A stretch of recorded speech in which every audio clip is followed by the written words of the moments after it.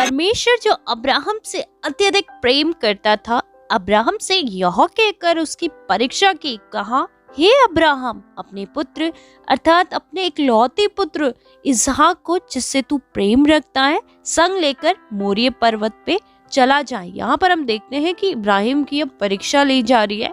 परमेश्वर यहाँ पर ये देखना चाहता है कि इब्राहिम मुझसे बढ़कर कहीं अपने बेटे को तो प्रेम नहीं करता है, क्योंकि हम देखते हैं कि इब्राहिम की हमने काफ़ी आगे और भी स्टोरीज देखी थी। तो परमेश्वर जो था डायरेक्ट इब्राहिम से ही बात करता था, उसकी फैमिली के किसी मेंबर से बात नहीं करता था, लेकिन उसी से बात करता था, उसी को दर्शन देता था, उसी से हर एक आने वाले कल की बातों को कहा करता था।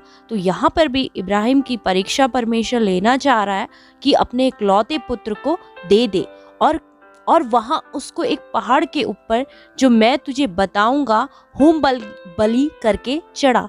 यहाँ पर उससे परमेश्वर कह रहा है कि उसको होम बलि करके चढ़ा। क्या आप और मैं, हमारी कोई इकलौती संतान होगी, क्या हम उसको बलिदान देंगे? तो यहाँ पर हम देखते हैं कि इब्राहिम की कितना आज्ञा पालन परमेश्वर के प्रति।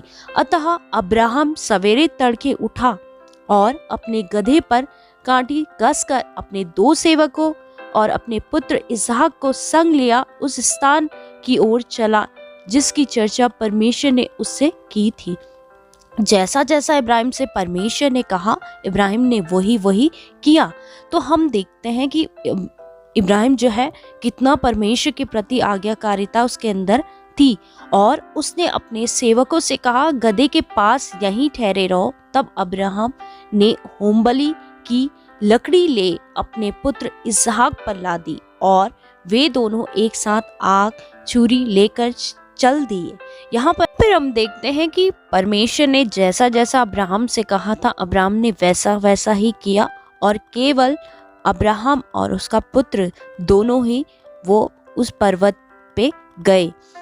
इसहाक ने अपने पिता अब्राहम से कहा, हे मेरे पिता, आग और लकड़ी तो है, पर होमबलि के लिए भेड़ कहाँ है? अब्राहम ने कहा, मेरे पुत्र, परमेश्वर होमबलि की भेड़ का उपाय आप ही करेगा। परमेश्वर जो है होमबलि की भेड़ का उपाय आप ही करेगा। उसने उसको वहां पर ये नहीं बताया कि परमेश्वर ने उसे बलिदान करने के लिए ये बोला है, उसने केवल अपनी बात को वहां पर रखा, लेकिन परमेश्वर की कही हुई बात को वहां पर नहीं बताया।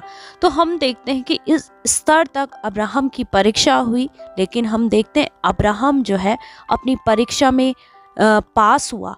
अब्राहम ने वहां वेदी बनाकर लकड़ी को चुन चुन कर रखा और अपने पुत्र इसहाक को बांधकर वेदी पर की लकड़ी के ऊपर रख दिया। अब्राहम ने जैसा जैसा परमेश्वर ने उससे कहा था, उसने वैसा वैसा ही किया। छुरी ले ली और उसने अपने पुत्र को बलि करने लगा। तब यहोवा के दूत ने स्वर से उसको पुकार के कहा, अब्राहम, हे अब्राहम, देख मैं यहाँ हूँ, उस लड़के पर हाथ न बढ़ा।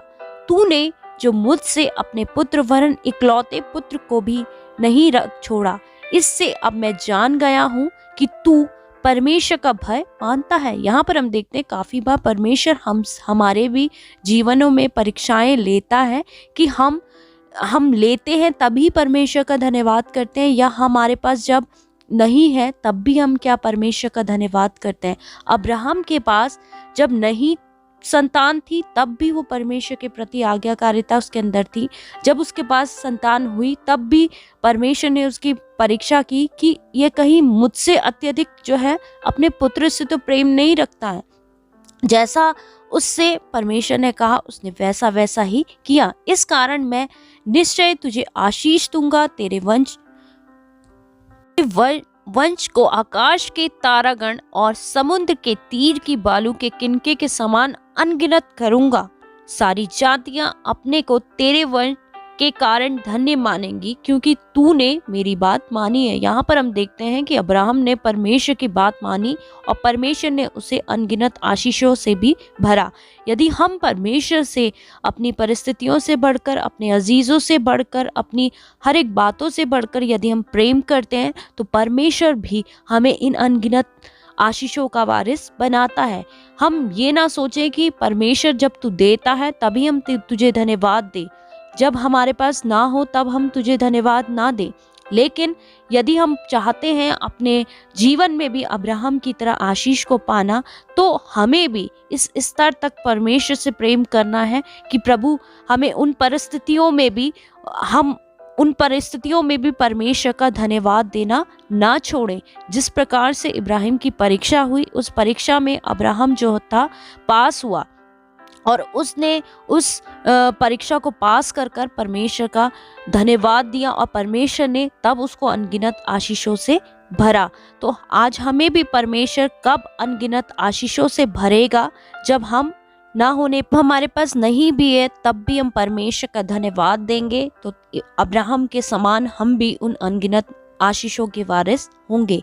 ईश्वर के हर फैसले पर खुश रहें, क्योंकि ईश्वर वो नहीं देता जो आपको अच्छा लगता है, वरन वह देता है जो आपके लिए अच्छा है। जैसे एक माता अपने बच्चे के लिए जानती है कि उसको किस चीज की आवश्यकता है, तो वैसे ही परमेश्वर